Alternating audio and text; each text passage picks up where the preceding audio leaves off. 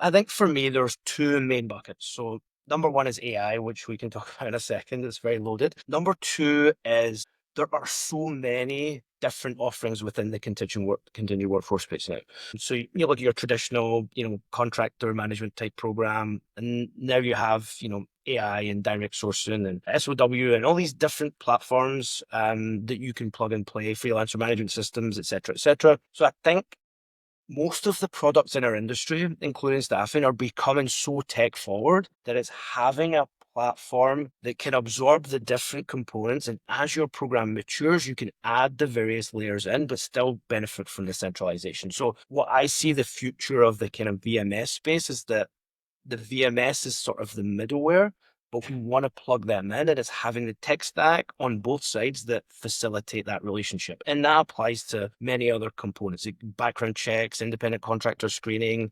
All these products are becoming so tech forward that it's the change I'm seeing is that companies are so much more open to automation and tech solutions when previously they thought it was a service. And so that's a huge shift that I'm seeing in the market. And the second one obviously being AI. So I think from my perspective, I think AI has been very overstated in our industry. I think it really has very limited, really fantastic use cases. And there's some awesome ones like resume matching and screening, but some of those are quite fundamental to a program.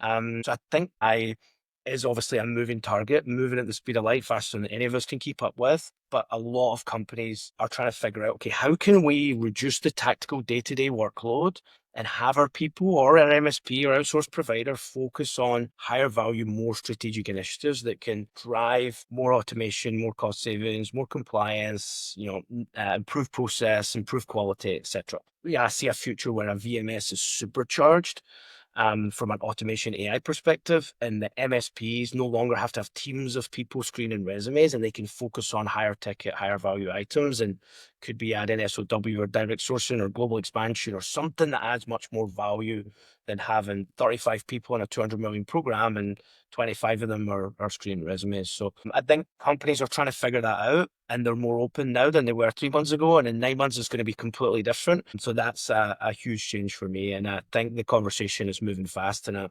I'm enjoying learning myself.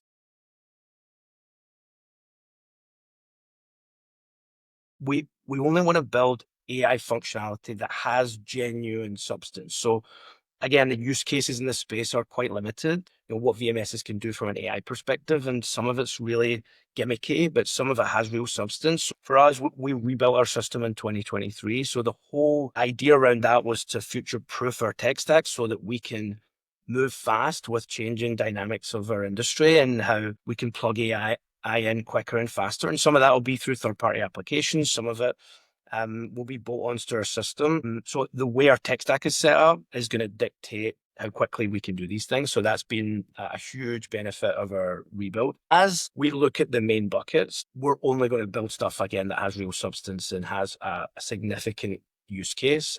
Like one example would be chat-based reporting.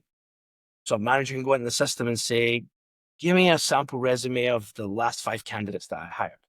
Those are the types of things we're looking at to make the system so much more effective for the users, instead of, something that really is an algorithm, but it's packaged as AI.